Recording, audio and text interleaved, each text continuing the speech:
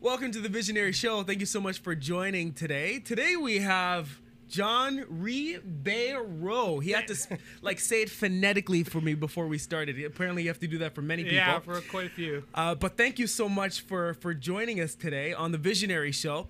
And the show is all about putting the focus and limelight on people that are making major moves in the community and are creating positive impacts in the community. And I've had a chance to kind of take a look at some of the things that you're doing, and I have to say that it's wonderful, it's amazing, and it really does create a positive impact for many of us. Now, first of all, how you doing? I'm good. Thanks for having me here, and yeah, man. Thanks for letting me be a part of this. This is so awesome. It is, isn't it? Now, for those who don't know, you are an author. Yes. Right? And the book that you've written is all about getting people hired. So taking them from ground level to hired. And the book is actually called Zero to Hired. Correct. With a big focus on the millennial market today. Yes. Only because I interview people as well. So yep. I'm giving them the insight look into what exactly do you need to know in order to get the job.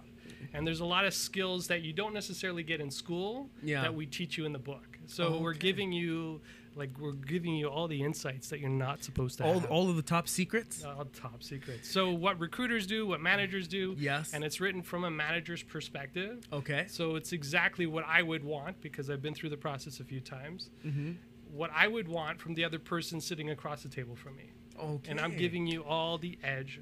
I'm giving you the perspective. I'm giving you my insight in terms of what I'm looking for, because I know a lot of other managers are looking for it too. Okay, that's fantastic, because I think that having a job in today's day and age is probably pretty important, right? Yeah, I would think so. If you want to live anywhere in the GTA, a job would help, right? For sure. There you go. So, first of all, congratulations on the book, on publishing it. I know that it's something that's happened recently for you. And you've already shared with me a few of the amazing things that the book is doing. Mm-hmm. So congratulations also for that. I know that you are also into speaking, so congratulations on that. So you're a busy guy, and there's quite a bit that you've been doing. Now, what I'd love to know is kind of where did it all start for you? So take us back a little bit and help us to understand what led to you deciding, you know what, I'm going to write a book to help millennials to be able to get jobs. So this is a really interesting question, and I could go on and on for days with this. But really, where this particular book started and the idea for the book, it started in 2009. 2009, we were in the process of being outsourced. So I was a manager of a team of 25 people, and we were all told in March that we were all losing our jobs in September. Mm-hmm. So including myself. So my team and myself, we were all losing our jobs. And we were told, to put a little bit of salt on the pain. They said, you got to help transition your job to the new people that are coming in to take over your job. So not only did I have to keep my team motivated. I hope they paid you a lot for that. Yeah, no, they didn't. I'm surprised you didn't. So, and there was some other personal stuff that was going on at the same time. Right. So, because of the stuff that was happening at home and the struggles that I was going through, I put my focus on work, right? And I really got in and I focused in on my team. So people with young families, people with new mortgages, people with kids. My goal was just, after I woke up, after drinking and going a little bit crazy for a week or two, right? I think that's a norm. I could understand that. Yeah, I think anybody would. Yeah, so 10 years with an organization and they tell you you're gone and they've got nothing for you. Yeah. So after a week or two of just, wallowing in my own pity, I said, I got to wake up to this. There's something else I got to do. And what I ended up doing is I turned my focus onto my team and looking after them and really getting them prepared. So we went through the process over the 6 months. I brought every single person into a room with me, and I promised them that if they continue to work 100%, actually 110%, that I would continue to find opportunities for them. But they had to come in and show up every day. So our group wasn't the only group being let go. There was 1,250 other people that were being let go as well. So John, just to make sure that I understand this, so you took it upon yourself to say, hey, you guys come in, you give it your 110%, and I will look for or support you with finding another opportunity. That wasn't a part of your job. No. This is something that you took on yourself. Yeah. So because I was diverting my focus to work, and really staying focused on the people at work, I took it upon myself, and it changes things for you, right? So when you give to others and you look after others, something happens, right? So there's a shift, and in myself, as I was going through all this personal stuff, there was a shift for me.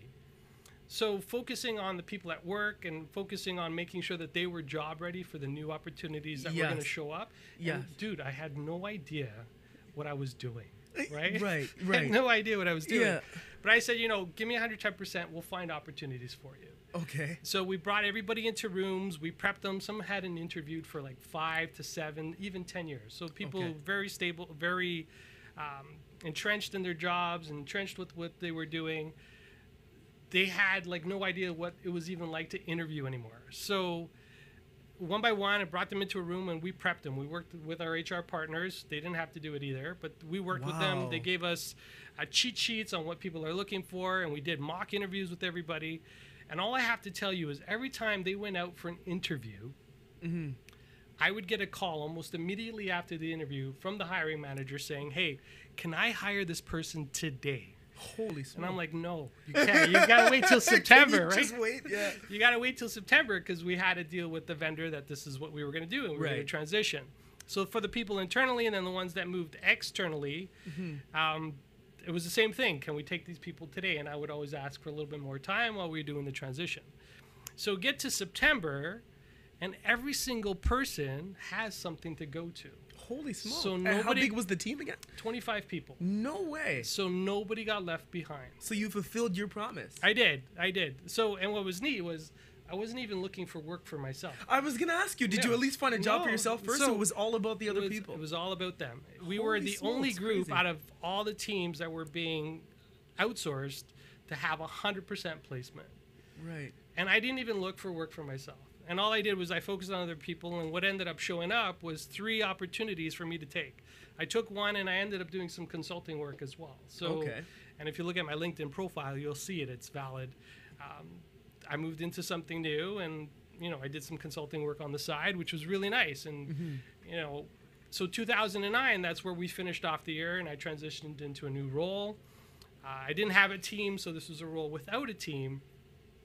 But something really cool happened in 2015 or 2014. Yeah. So the organization that had outsourced us, they said, hey, I think we made a mistake. Yeah, of course. I'm surprised they didn't say that when you found everybody else a role. I'm surprised they weren't like, oh my god. But they had nothing to go to. So they were being cut. Yeah. So they were, essentially what would have happened in September, everybody would have been handed papers and say, thank you for your service. Adios, right? And we had somebody on the team that had over 15 years of tenure with the organization. And still. Yeah. So September, you're gone. So we ended up finding even those guys, even the senior tenured folks. Right. We found opportunities for them.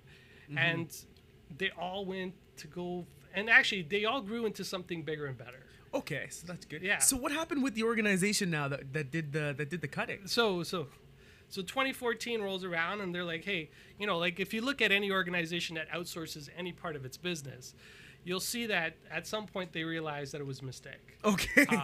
And the biggest thing was just customer service, right? I know you're laughing. It's true. It's just funny.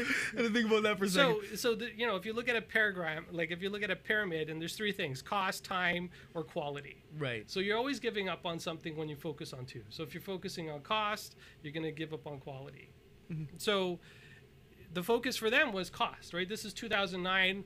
2009 was rough. I don't know if anybody remembers it. Right after 2008, right after the crash, yeah. Yeah, so crashes were happening in the U.S. Banks were going under. Real estate market was tanking. Every corporate organization in what seemed America was faltering, right? So even the big guys like GM, they were all going under. Right. And there's always a ripple effect of anything that happens in the U.S. happens in Canada. Right. So we feel it. Yeah, so we weren't the only organization that went through that. A whole bunch of other organizations went through it. But you realize at some point, you realize it's a mistake.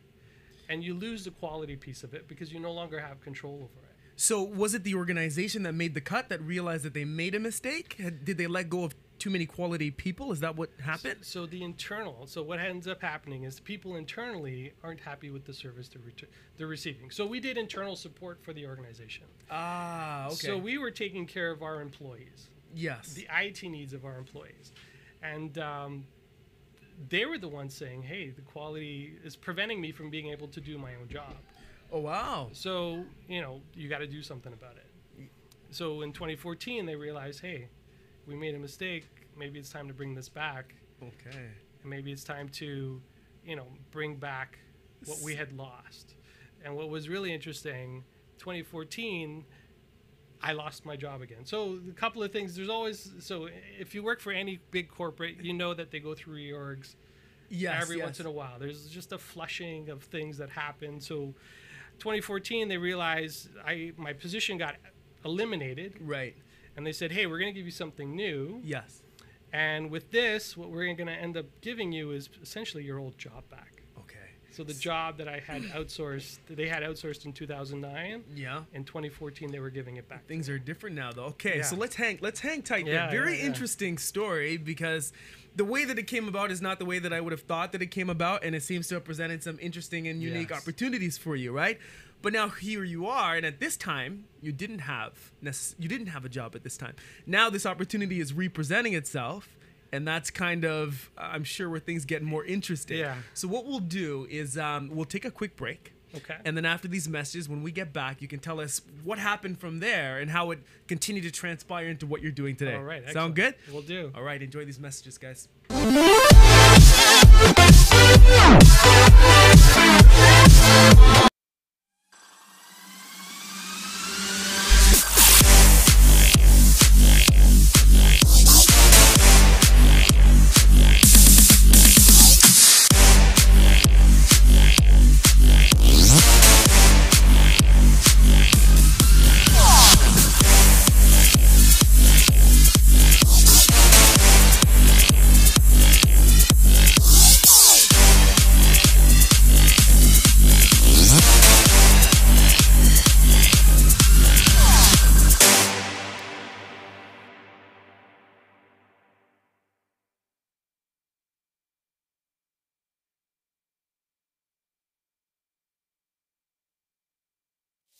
Think you have what it takes to bring value to the community? The TCN TV network is expanding and now accepting TV show proposals.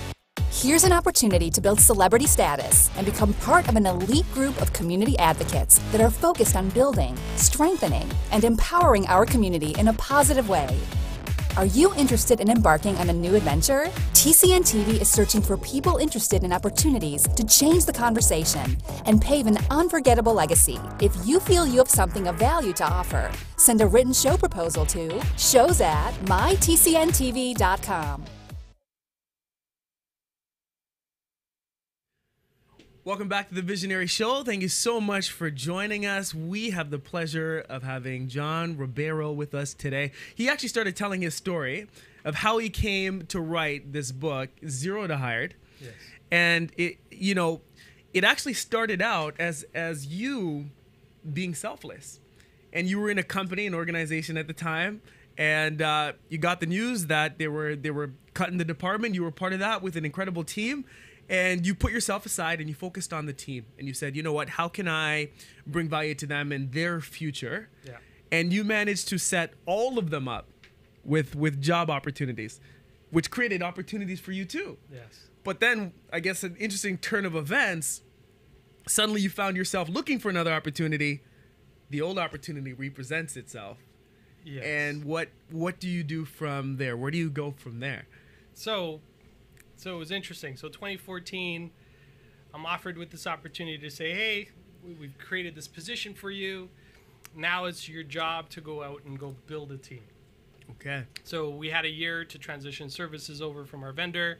So I was on the other side now. So, okay, so you took the job. Wow. So it wasn't a choice. It's like, all right, so we're cutting your position and now we're giving you this.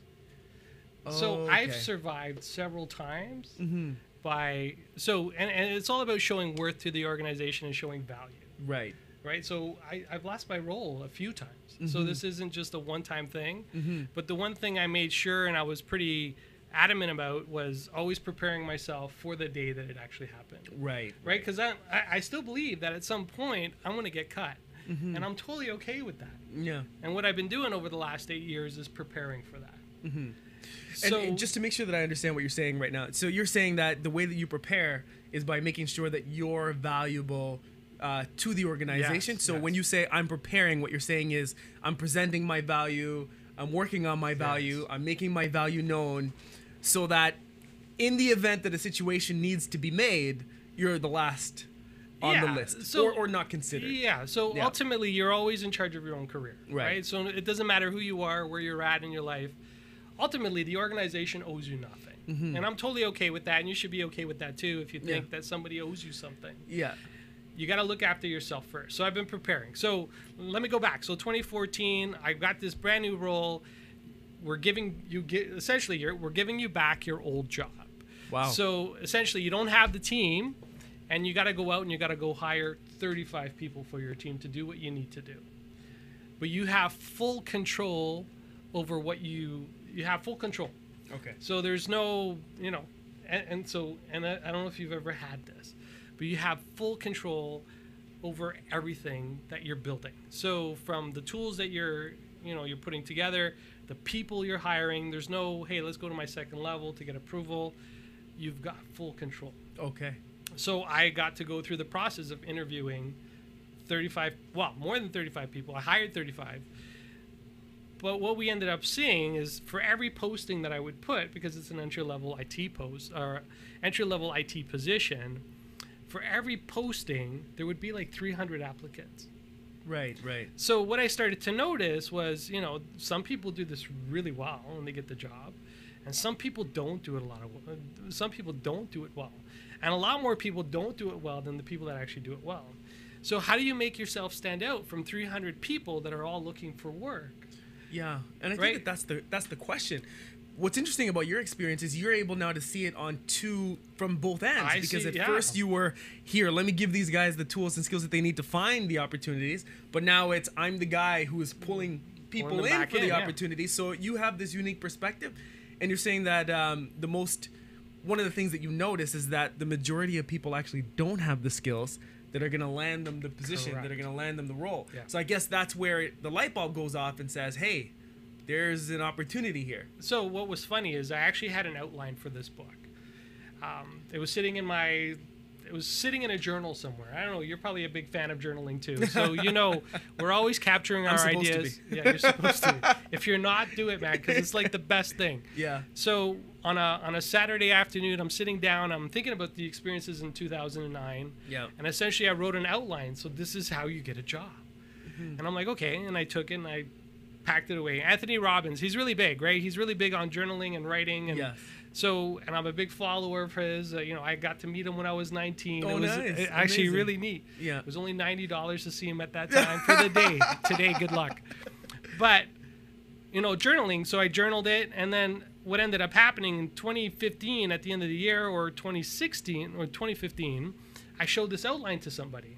I'm like, hey, he was telling me about his experience. Right. And he was talking about, I came to Canada, and within 2 weeks of landing in Canada, he had a job. Right. But he had taken a whole year and put a whole process together to make that happen. Is this your business partner? This is my co-author. So this is my co-author. I knew it. So what was interesting is I shared my outline with him. He's like, you know what? Why don't we do something with this, right? Because there's a lot of people that are out there struggling. The big thing right now is there's a lot of people that are in the workforce working survival jobs, people who are highly educated, not getting the job, not because they don't have the schools or the skills or the knowledge, but only because they don't understand the process and how it works. And when you're competing for entry-level positions and you got 300 other people that you're competing against to get the same job, what do you need to do to make yourself stand out? So let me ask you this, and maybe you can kind of throw this out there for people who are interested in this, because I think that it's super important to understand how to be able to get a job. You said something interesting when you said survival jobs. So there are also a lot of people that are out there that are working jobs to survive. They're not necessarily the jobs that they want. But to get the job that you want, you have to be open to competing, or at least going about it in a specific way. Yeah. So what would you say is the number one mistake that people make when they're going out to find a job, or when they're going out to do an interview? So there's a two-step process. So the first thing is you put your resume in. Let me tell you where this comes from. So I was watching Vice TV. Yeah. Vice TV. It's not all right. This isn't Vice. But I was watching Vice, and I was watching this girl, and she was talking about how she applied to 300 positions and didn't get a single call back. So my first thought was, well, you're doing something wrong. You got to be doing something wrong. How do you apply for 300 positions and not get a call? But she isn't the only one that's going through this today. There's a lot of other people that are going through the same scenario, applying 300 positions, nothing. So the first thing is you have to customize what you're putting out there, right? I show up, you show up, we have a brand, we have an image. We know what we look like. We know what our message is before we walk in the room. Right. So one of the things I find that people don't have or don't understand is what their image is or what their brand is, right? So who are you before you show up? Okay. Right? So this is important. Yeah. Because this is how you start tailoring your resume to fit the job description that you're applying to. And what we recommend is for every job that you apply to, you take 2 to 3 hours to properly tweak your resume to fit the job description. Okay, so the first thing, just to make sure that I'm understanding correctly, is understanding what your brand is. What your brand is. And then tweaking it so that it actually fits whatever it is you're applying for. So there's a few things here, because how many people, and you probably have the numbers on this, but how many people are actually aware of what their personal brand is? A lot of, and the importance of a personal brand, you know? So in terms of number, I don't know. Yeah. I do know the people that do know their brands well, because they show up, they get the job. Okay. Right? It's very clear. So what I do know is when people take the time and the effort to put when they take the time and effort to apply to the job correctly, they will almost be guaranteed an offer.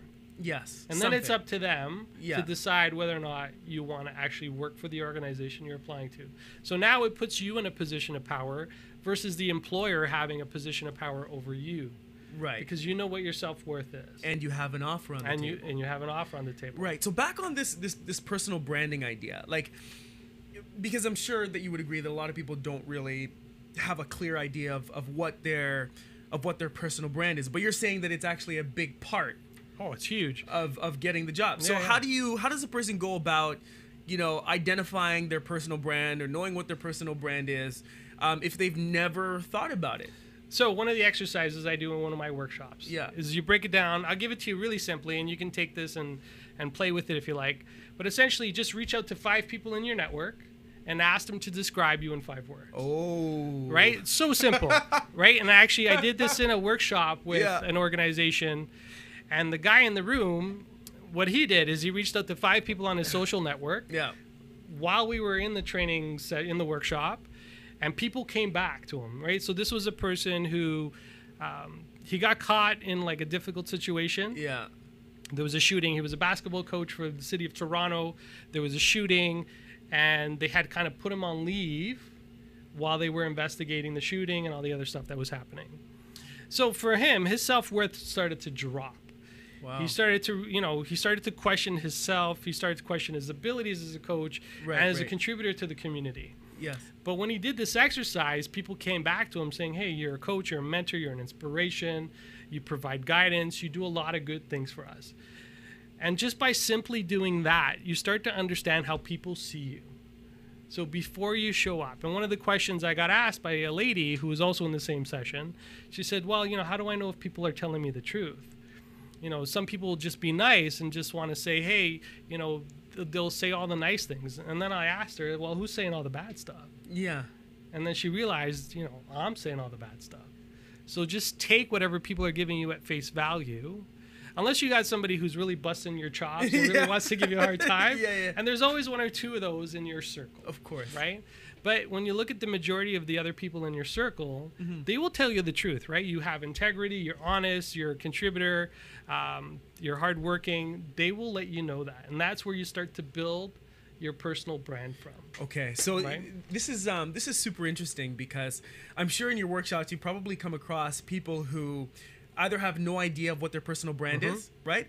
Or there's a conflict between what other people are saying and how they view themselves. Correct. So I think that exercise is a phenomenal exercise. Simple. And it's like, disclaimer alert, like, don't ask if you're not ready for the truth. Like, don't ask, right? Yeah. But there's a lot of value in that. Oh, yeah, 100%. And by getting that 360 perspective, you start to get an idea of, oh, well, I thought I was like this. Maybe I'm not, because I'm getting a lot more feedback like this. Yeah. And you're saying through that process, you can really identify what your personal brand is. Is that correct? Yeah. So you might get one or two people. So what you got to do is you take all your responses and you kind of group them together. Okay. Right? If you get a lot more negative responses, if you get a lot more negative responses than positive ones, then you got to look at, am I really like that? Or is the circle of people that I'm hanging with making me like that? Right? So, and I talk about, and a lot of people talk about this, you are the sum of the 5 people you hang out with the most, right? Absolutely. So if you're getting a lot of negative responses, are you with the right people? And are these people moving you forward, right? And I'm reading a book right now called You Are a Badass of Money, right? Okay. Jennifer Sincharo, fantastic book. And she talks about, if you look at the 5 people around you, you take their average income, typically it's yours, right? And so this whole principle of you're 5, you're the 5 that you're connected with, the people you hang out with the most, have a direct impact on your life. Yeah. And if you want to move to the next level, you got to move to another level of 5. Okay. There's so much that you're saying here that is so much value. We're going to come back to it in a minute. Now, the value component, right, and the personal brand component, I also want to revisit with you, because there's so much here that you're saying that's of great value. What we're going to do first is we are going to go away for some quick messages, pay some bills. When we get back, dive a little bit deeper into this conversation. All right. Enjoy.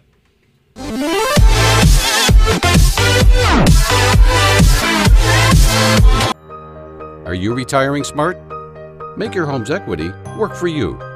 With your home's equity and our 30 years of experience, the Retire Smart Properties team can help you achieve the quality of life you've always wanted. Our services are 360 degrees. We'll give you advice, take care of staging and selling, and help you find the perfect home and community to transition to. It's time to enjoy the retirement lifestyle you deserve. Visit our website today to learn how you can use your home to retire comfortably. The Retire Smart Properties team, powered by RE/MAX West.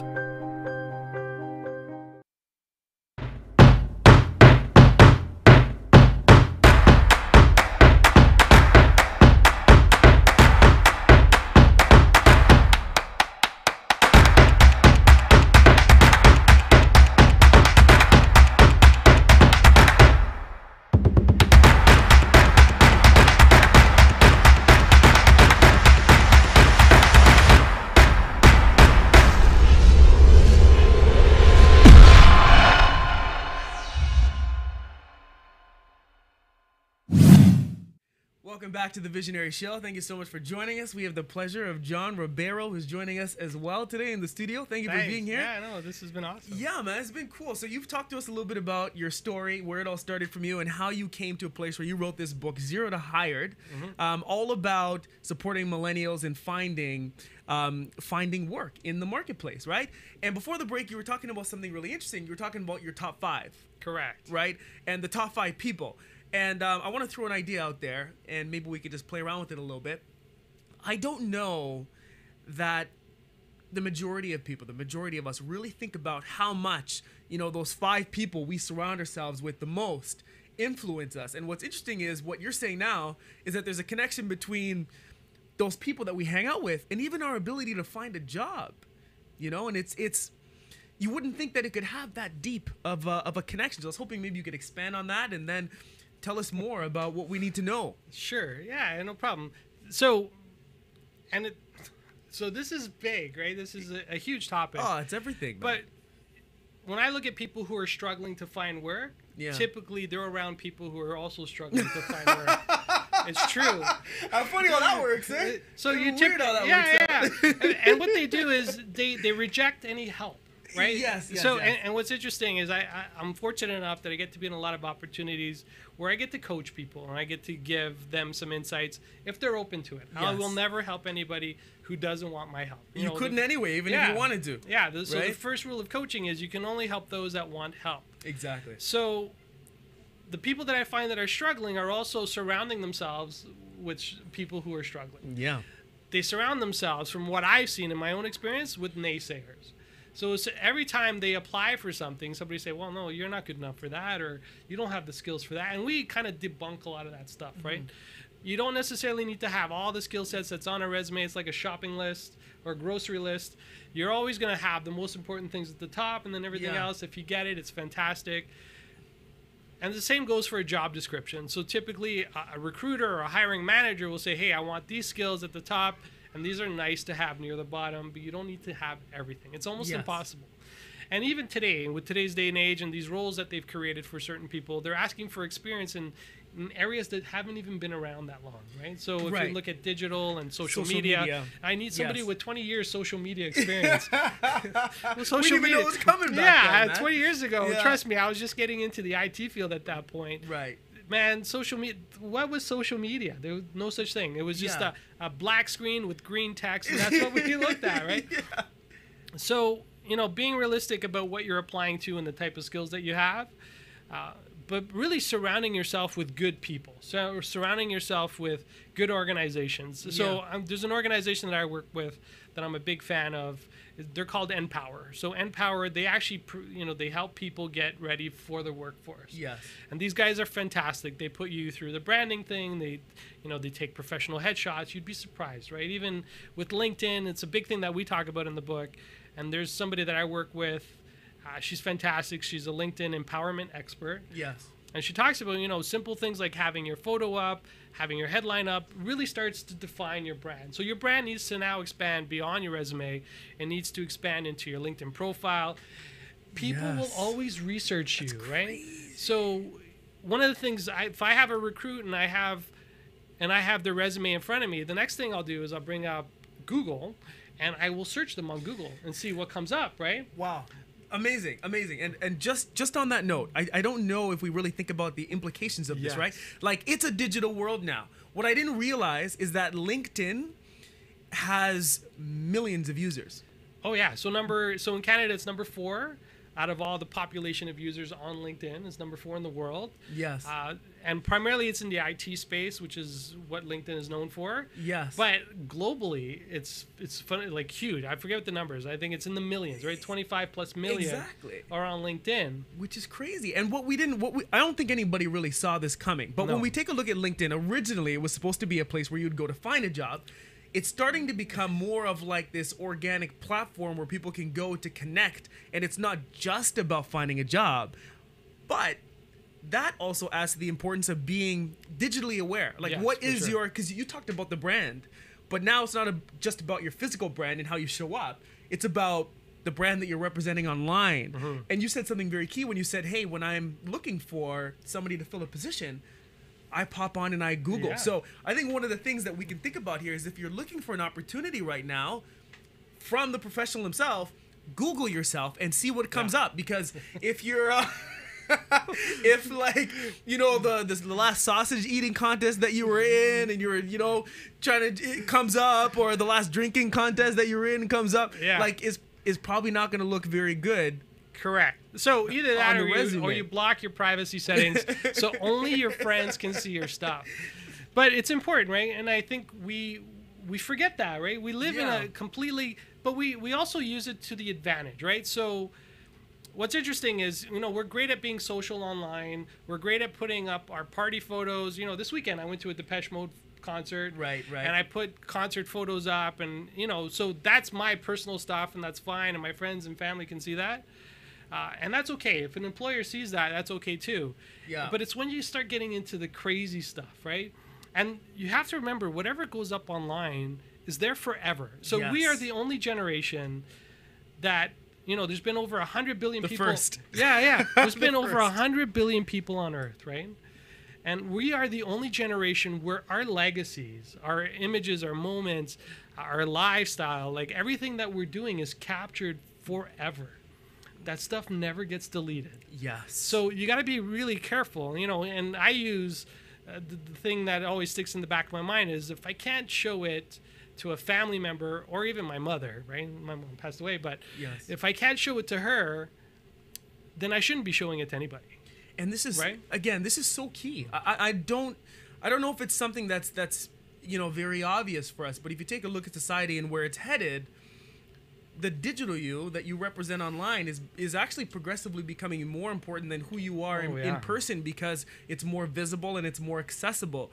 And coming from the professional, if you're looking for a job, that's something that you got to be aware of. Again, Google yourself, see what comes up. That's what you're doing first. So that's a huge piece. Managing your personal brand, both online and in person. What would you say is another key component that a lot of times we just miss when we're looking for employment? So understanding what it is you want to do. Yeah. Right? So everybody just applies to whatever. I just need a job, right? Yeah. It's not about that. And we don't talk about, or we don't ever profess about finding the perfect job. The perfect job just doesn't exist. Or it doesn't exist for somebody who's just trying to get in. Right? Yeah. And a lot of people, from what I've seen, is they will hold out for the perfect job. And instead of doing something to get their foot in the door, because there's a whole bunch of opportunity that is not advertised. And we talk about the hidden job market, which is the job market you get inside an organization once you're there. And what'll happen with a lot of big organizations is they only advertise about 80% of work internally in an organization is advertised to their internal clients first. So internal employees first. That's good to know. So really what's facing you externally is 20%. Yeah. So you get your foot in the door, and really this has been, part of my journey through the organization is I got my foot in the door with an entry-level position. And then it was on me to move around and do some other stuff. Yes. But that wouldn't have happened, or I wouldn't have been able to get straight into the position that I'm in today. Yeah. Because I just didn't have the experience, or I was lacking certain things. But because I grew internally, I could grow into that. So get your foot in the door. Do it for a year. Do it for 6 months. Typically, an organization has about a year. You have to be in the role for a year before you can move on to something else. So get your foot in the door and then go after your dream job. Go after the big job that you really want. Once you're in. And I love that thought and that idea. On that note, while we're on that topic, I have this question. Like, it's kind of been this burning question that's been in my mind, and now I'm just realizing it's the perfect opportunity, perfect person to ask.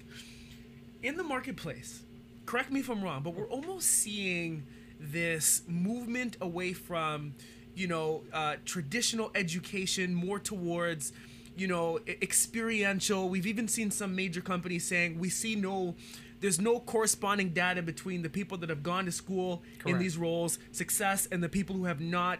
So we're not even looking at that anymore in a hiring process. And what I'm wondering is education important with hiring, in your opinion, and to what extent? And to what extent is experience more important than education? Maybe you can help clear that up. So coming right out of school and into the workforce, one of the things we talk about is you volunteer, right? So you don't. So you thought I was gonna say something bad.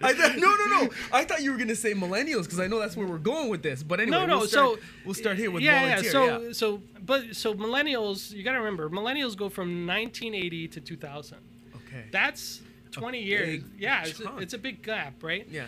My co-author, I'm not a millennial. I'm a Gen Xer, but my co-author is a millennial, which makes this book timely, and it actually brings you two different perspectives, right? Yes. So you got my perspective, which is the person who's hiring a lot of millennials. Yes. But also my co-author, who's a millennial, brings his perspective. Yes, right? And so sorry, I totally treat you with the millennial talk. But education experience, what's the deal with that? So do you need the education? I'm going to say yes. So ideally, you still need something on paper to say, hey, I can learn. Okay. Right? And really, that's what education is doing. Mm-hmm. The challenge is people finish school, and 50% of the time they walk out of school not really knowing what they want to do next. Right? So one of the things that we talk about is you do the co-op. And actually, we just did an interview on Zero to Hired with somebody who went through a co-op program. And because of the co-op program, she got into a job that she didn't like. And she realized, you know what, this isn't the field for me, so I need to go back and study something else so I can really get into what I want to get into. And she ended up doing a second co-op. And what we're finding is a lot of people skip the co-op option because they don't want to spend the extra year in school. There's additional cost for that. But what you don't realize is you're getting actual working experience. And you're creating a brand for yourself now. So now you have co-op experience inside of an organization. Depending on the university or college that you go to, you're still going to have that on your resume. and you're getting an advantage over somebody who's not going through a co-op program, who's trying to do it from scratch. They end up working, you know, serving coffee somewhere. I'm not going to say where specifically, but, you know, they got these degrees, they got these BAs, these MBAs, and there's like, it kills me that you skip a co-op program because you don't want to burn a year, but what you end up getting is through co-op, you get the theoretical education, and then you get the practical education. Okay, so you're saying it's all about having really a balance and a hybridized approach where you can take advantage of both, not necessarily just one. Correct. Okay, so we'll come back to that because there's a little bit more that I was hoping to talk about on that note. But what we'll do now is we will disappear for some messages. When we get back, a little bit more with John here, the professional. Sure. Enjoy the messages.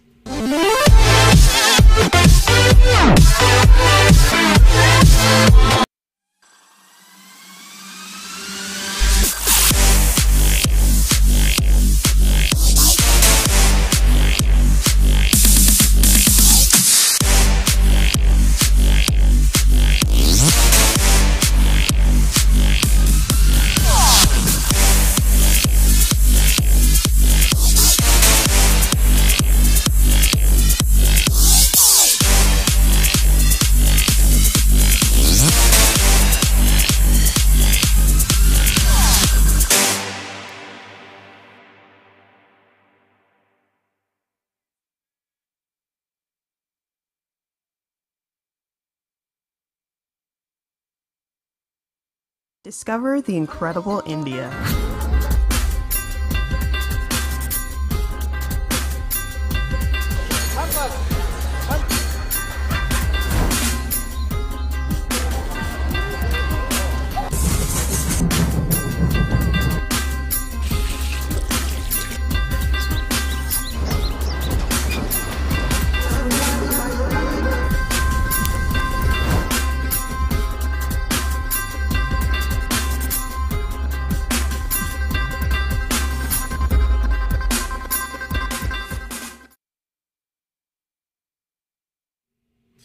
Welcome back to the Visionary Show. Thank you so much for joining us. We're being joined by John Ribeiro. He is giving us all of the tricks of the trade to go from zero to hired, which is actually the name of the book that he just wrote with another partner. I am learning so much about this. I hope that our viewers are also taking away so much value. You started the journey. You talked about, you know, managing your personal brand, and then you talked about, you know, taking a hybridized approach to education versus experience. Something else that you said that was really cool was, we got to recognize that just getting the foot in the door of the organization is step one, and how there's an entire market in there, job market, that you don't know about from the outside looking in. So already so many key pieces and nuggets and things that are of value. And I'm just kind of wondering what else do we need to know, you know? What else? Wow. So I don't know. It's hard to like break it out because you wrote a whole book. It's like there's not just one thing. It's in the book. just get the book. Yeah, but outside of the book, so we do interviews, and we do a morning video where we provide insight and tips. Yeah. But really, so the one thing I really want people to take away with the book is, you know, confidence, right? So one thing that a lot of people come into the interview with is no confidence or little confidence. Yeah. And when you show up prepared, when you show up confident, the person who's on the other side of the table across from you, that's what they're looking for. So they're looking for somebody who's willing to put in the work, somebody who, you know, is open to taking on challenges, and somebody who can adapt, right? And so the environment that we live in today is constantly changing, right? And if you look at any social thing that we do online, it's constantly changing. How many times has Facebook changed? How many times has LinkedIn changed?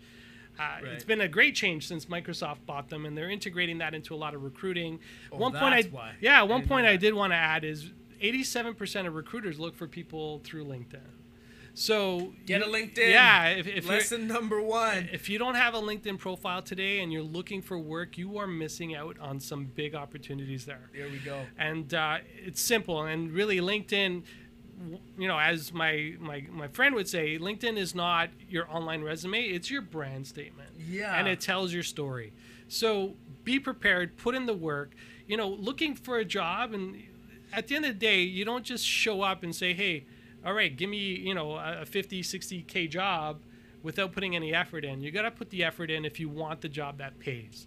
And the better you prepare, the better the opportunities show up.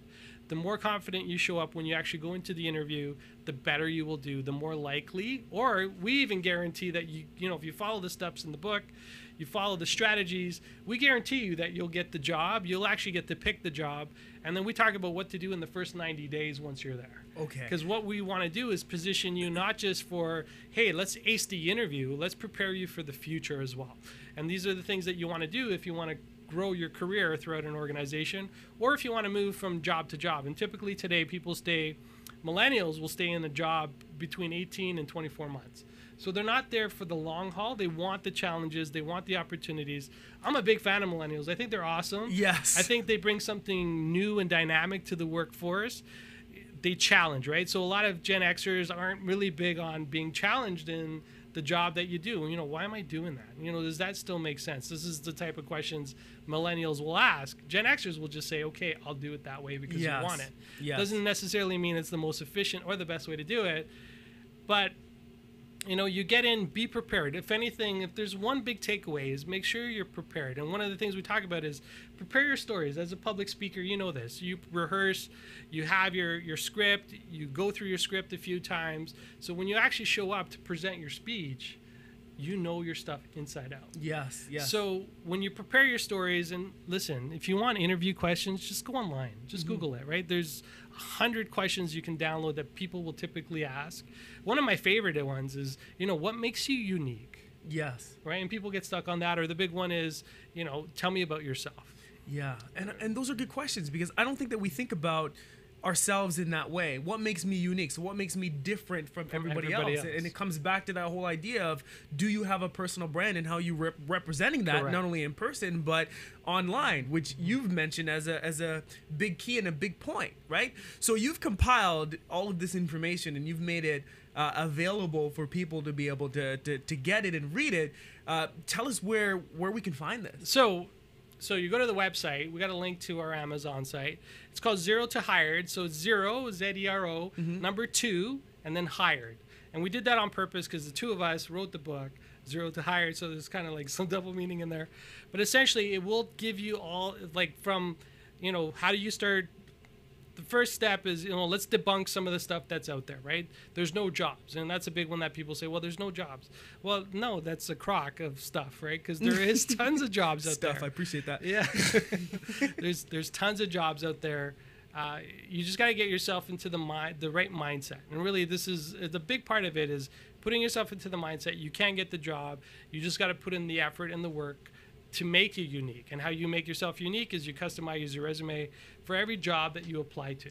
Yes. That ups your chances, right? So it's not, and the example I use is, you know, you can either use a sniper rifle or you can use a shotgun. And typically what I see is people use a shotgun and they shoot 100 pellets and hopefully it kills whatever you're trying to shoot. But when you're a sniper, you're only going for one target, and that's all you're going for. Yes. And when you put all your effort into one thing, your chances of a return are a lot higher. So let me ask you this. With everything that you've done, the book, now it's got some great traction, it's got some great eyes on it, you're seeing some success stories. What is like your ultimate vision? So what is, I mean, this is the visionary show, so I got to ask you this, right? What is the point of all this? What is it that you're trying to create? So what we're trying to do with the book is give people the tools and the strategies to actually get the job. Our personal mission is to get 100,000 people successfully into the workforce. Wow. Okay. And we're actually keeping count. So we're keeping count of all the people that we've interacted with that said, hey, this worked for me, and I ended up getting the job. Actually, last week, 2 people called me and said, hey, we used the strategies. They worked. I got the job. Actually, one lady had 2 job offers. Yeah. So, you know, because of the coaching that I also do with these people, there's a couple of different things that we do before they actually go in the room. Yes. And it works. It works. You just got to put you put in the work. We had a guy from the UK who wrote us, and he said, you know, I'm reading through your book, and I've read a lot of other interview type books, but your book is the only one that really gets into the nitty gritty. Okay, you're talking a lot, and it's just like, okay, just tell us. Okay, let me ask you this: 100,000 people into the workforce is what we're trying to do. Yes. And why we want to do that is because we understand the struggle. So both myself and my co-author, you know, there was no book for us, right?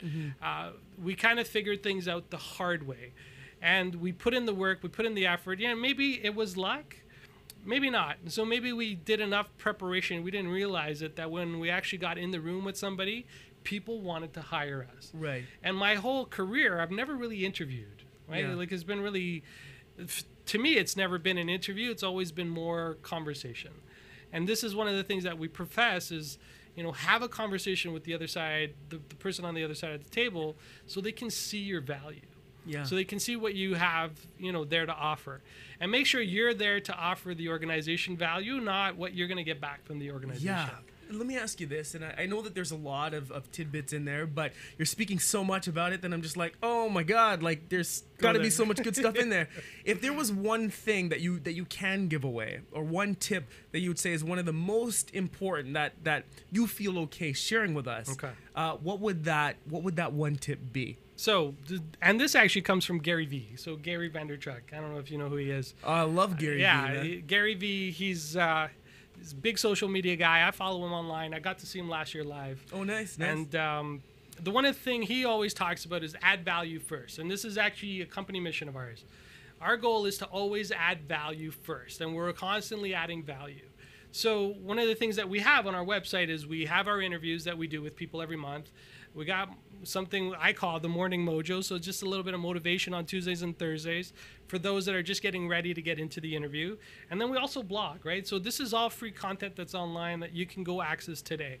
You know, and if, like, we're very blessed to do whatever, like, to do what we do. Yes. And if we can help people get into the workforce successfully, it makes the community a better place. It gives people hope. It instills confidence in you. Now you can take care of yourself. You can take care of your family. Yes. You can take care of all the people around you. Yeah. And really, this is what it's all about, right? So getting 100 people into the workforce just means we're creating a better community and a better world, a better city. And that's it. Yeah. And that's the vision. That's the whole idea. Is there anything in specific that you'd like to leave our viewers with? Is there one thing that you want to just say, if there's something you remember, let it be this?